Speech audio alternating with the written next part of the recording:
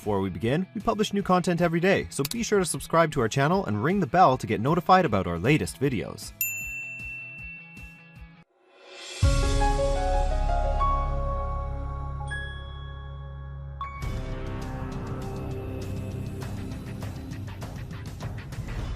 You will hear a conversation between a psychiatrist in the medical centre of the college and a new student.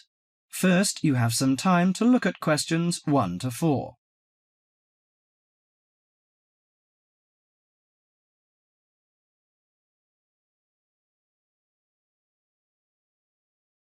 Now listen carefully to the conversation and answer questions 1 to 4. Hello, sit down, please. Thank you. Now, you are a new patient, aren't you? Yes, that's right.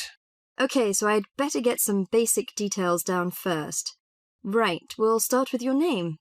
Martin Hansen. Do you spell that S-O-N or S-E-N? Hansen.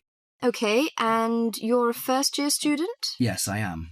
Study in? Electronics, actually. I hope you enjoy it. Thanks. And your address? 2805 Hesperian Avenue, Hayward. 2805 and Hesperian. Yes, that's Hesperian. Hayward, Hayward. And your phone number? 734-246-55. 734-264-55. No, you got the 6 and the 4 the wrong way round. It's 246-55. Huh? Sorry, right. And, when were you born? The 15th of June, 1986. Here in New Zealand? No, I was born in Sydney.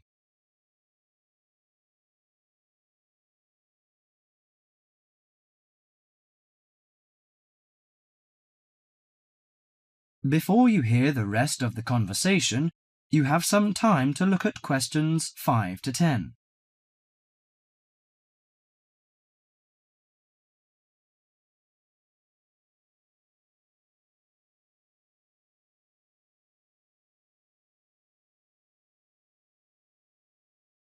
Now listen to the conversation and answer questions 5 to 10.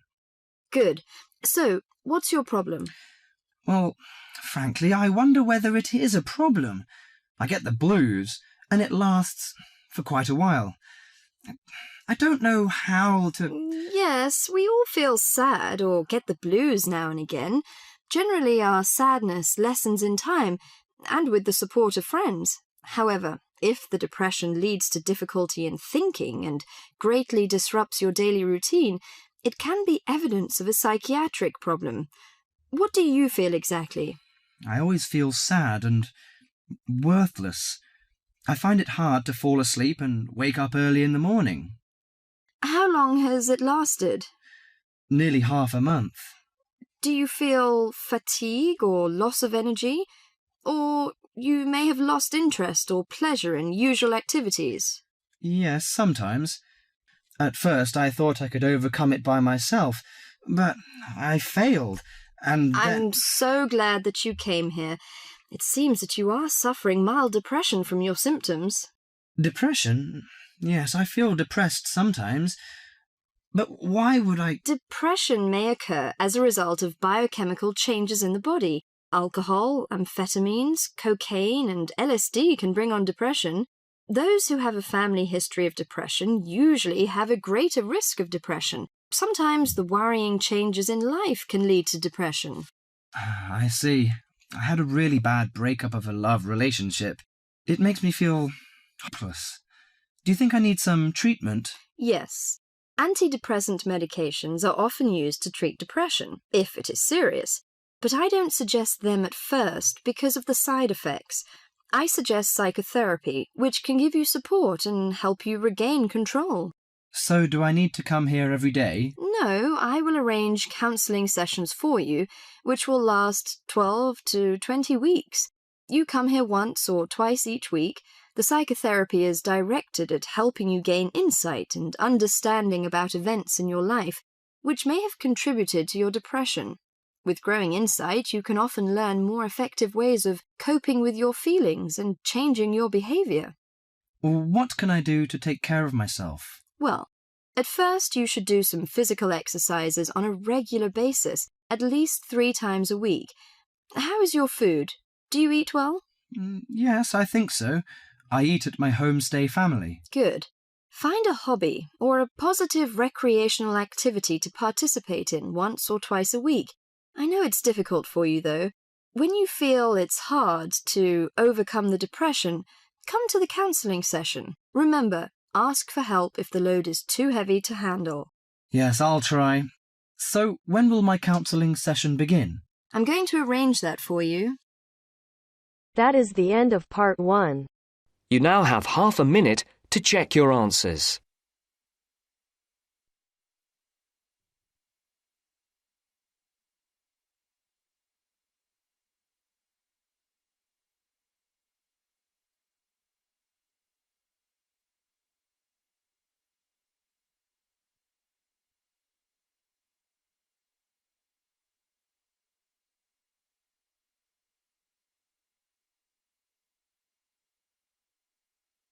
Now turns to part 2.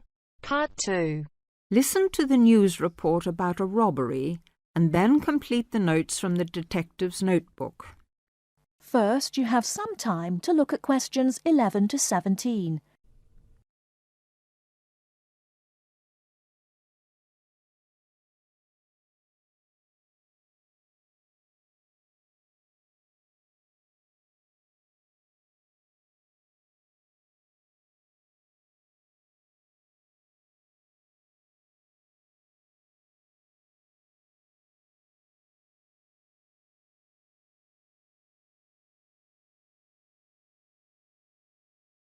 Now, listen carefully and answer questions 11 to 17. There has been an armed robbery this morning at the Halifax Building Society's branch on Edward Street. John Briggs is at the scene with Detective Sergeant Henry Lawson. Detective Sergeant, can you tell us what you know about the robbery? Yes, the raid took place this morning, shortly after 11:30, when a man accompanied by a woman went into the offices of the building society and asked to see the manager. There were no other customers in the building at the time. They were let into the manager's office, and the woman produced a gun from her handbag. Then they took the manager back out of his office and made him tell the cashiers to hand over all the money they had in the tills and in the safe. It came to about $25,000. Presumably you have a number of witnesses. Yes, we have a good description of both of them. The man was about 1 meter 80 centimeters, around 35 years of age, with blue eyes and short, curly red or ginger hair. He was wearing jeans, a green sweater, and a 3/4 length blue coat. When he spoke to the cashier when he came in, he called himself Mr. Erickson, but we doubt whether that is his real name. But we do know that may be his real name. He also spoke with a strong Scottish accent, which may help us to trace him. Before you hear the rest of the talk, you have some time to look at questions 18 to 20.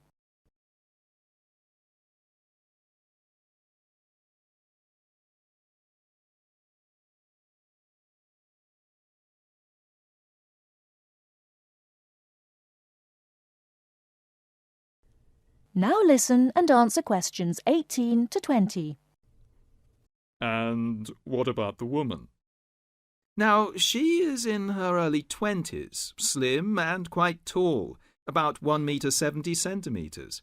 She was wearing a long white raincoat, which was quite loose-fitting, and which she didn't take off. She had a beige handbag, which they used to hide the gun in. She's got straight, shoulder-length blonde hair, blue eyes, and, like the man, has a noticeable accent. Do you have any other information? Yes, the car they used was seen by 2 or 3 people. It's a blue or dark blue Ford Escort, and we have the registration number. And it's G595ERI. I'll say that again. It's G595ERI. Now, the car was stolen from Bishopstone just over a week ago, so if anyone has seen it in the last week, we would like to hear from them. We also know that the car's front left headlight was broken when it was stolen, and is still broken, we think. So, you would like information from the public about the car? Yes, and the people. We're appealing to anyone who thinks they may recognise the two robbers or know anything about the car. We've set up an incident room in Swindon, and the telephone number is 774529. So we would like people to ring us if they have any information. And of course, all calls will be dealt with in the strictest confidence. Thank you very much. Thank you. And the number again, if you have any information, is 774529. And now back to the studio. That is the end of part 2. You now have half a minute to check your answers.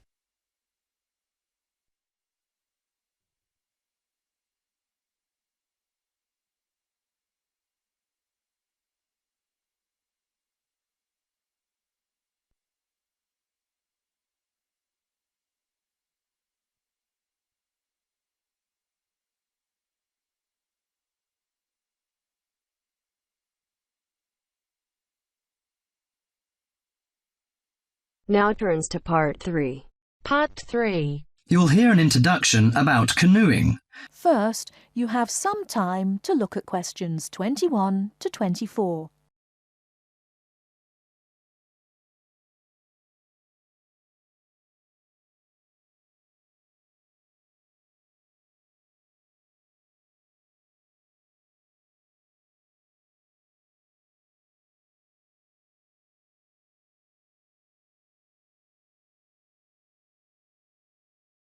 Now, listen carefully and answer questions 21 to 24. Have you imagined paddling around on a river in a small boat? Canoes, which are narrow boats and usually hold 1 or 2 people at the most, are particularly well known for being unstable and turning over in the water. But more and more people enjoy this dangerous sport. Today, Cynthia Bocci, an adult education teacher and an addict of canoeing as well, will share her experience of canoeing with us. Cynthia, when did you begin this sport? Well, I started it 6 or 7 years ago, and soon I got attracted by the exercise. I have to admit that it brings me great fun. It's become part of my life. So, could you describe how you do it? At first, I think you need some like-minded friends. The friends who share the same interest with you. It's no fun at all if you canoe alone. Usually, we assemble in a parking shelter near the Island Lake Recreation Area. We pull our canoes from inside the vans, lift them from atop the cars and trucks, and attach wheels to help transport them to the shores of the lake beside the boat dock. What equipment do you need for the sport? Well, first and foremost, a canoe, of course. The price ranges from £300 to £700, depending on the material they're made from. The more you can pay, the better, really. Personally, I wouldn't look at anything under £500, but that obviously depends on your budget. You also need a hard helmet to protect yourself against rocks when you fall out of the canoe, and believe me, that is very likely to happen. Because of this, it's a must for a beginner to wear a wetsuit. Oh, bathing suits don't work really. Sometimes a life jacket is a necessity in case you fall into water and no one else is nearby. Before you hear the rest of the talk, you have some time to look at questions 25 to 30.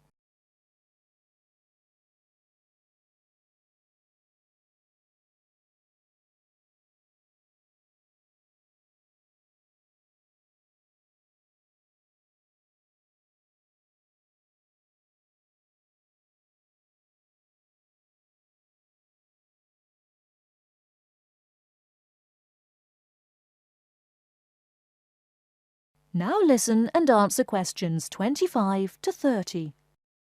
Think it's all worth it? Absolutely. I just love it. It's exciting, exhilarating, Yet it's peaceful and it's calm. You can work as hard as you want to, or you can take it easy. In addition to having fun, canoeing offers a workout without realizing you're working out.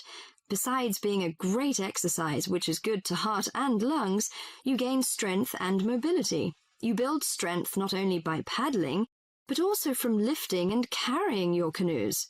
You can also exercise your mobility. Frankly, I never had upper body strength until I started canoeing. Now I can pick my canoe up and carry it on my shoulder with no problem.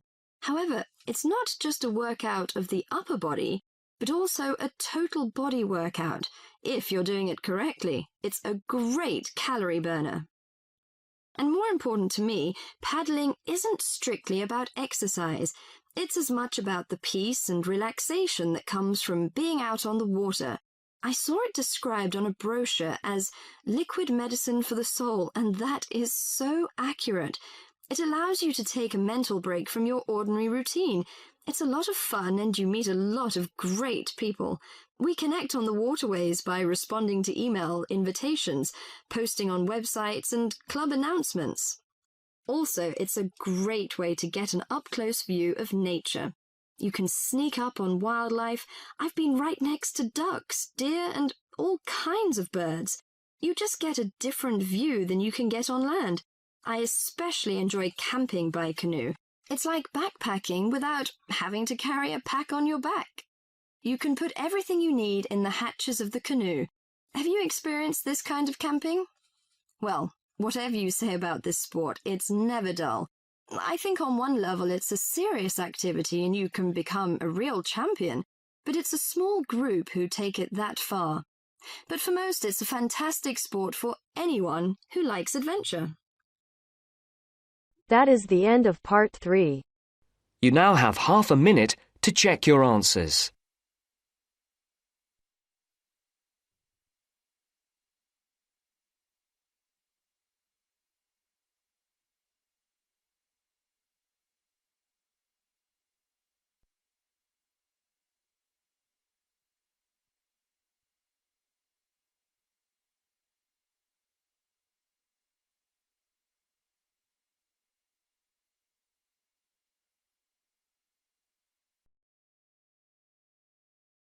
Now turns to part 4.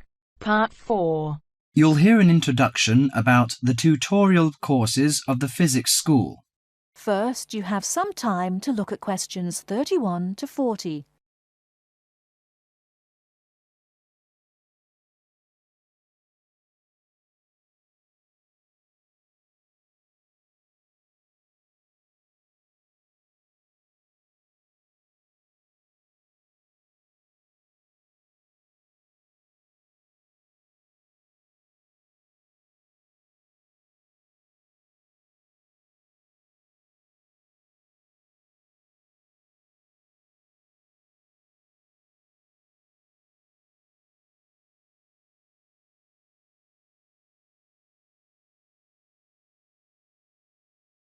Now listen carefully and answer questions 31 to 40. Welcome to Orientation Week. This is the physics school session, and we'll welcome Professor Smith, the head of the school, to introduce you to the tutorial system. Welcome, Professor Smith. Thank you. You may have noticed life at university is totally different from that of school. For you, tutorials are an important part of the teaching program. Tutors are the primary contact between undergraduate students and the school. A tutor is the student's personal tutor as well as their academic tutor. Tutorials for physics undergraduates consist of 6 students who meet each week with their tutor for at least 50 minutes. For radiographer students, tutorials will normally consist of a group of about 10 students who will meet fortnightly with their tutor for a period of at least 50 minutes. In the first semester, the tutorials are during weeks 1 to 11. For semester 2, they are during weeks 14 to 24. Everybody involved is expected to be present and on time, and the tutor will also be available in week 12 and 25 to discuss problems that arise during revision, but attendance by students is optional. Now I'm going to introduce to you the stages and activities of the tutorials. The induction period is from week 1 to 3. I know that a significant minority of you experience culture shock during your first few months at university, and the important function of this stage is to identify students who are having difficulty integrating into the academic program. In particular, tutors should check your attendance of lectures, tutorials, laboratory sessions, and this sort of things. Tutors also help you tackle work in a systematic and effective manner. Stage 2 begins from the 4th week. Some tutorials of this period are to be devoted to discussion or going over the students' lecture notes, but approximately 50% of tutorial time is to be devoted to coursework. You should finish the weekly homework assignments of 2 hours duration with at least 50% involving written work. At least 8 homework assignments during the year should involve answering problems set on coursework. The written work collected by the tutor should be marked within a week of handing in, and generally the assignments should be graded. The 3rd stage starts from week 8 till the 10th. During this period, math and 4 core physics programs are included. The majority of tutorial time should be devoted to work which support the lecture programs and laboratory work. At least 60% of homework assignments should involve written work. The assignment may involve writing an account of or notes on a specified range of topics. The written work should also be marked and graded. Short oral presentations by students should be included. They are possibly on general physics topics or essays. The last week's personal development planning is a structured and supported process. The primary objective for PDP is to help you to become more independent and confident, self-directed learners and encourage a positive attitude to learning throughout life.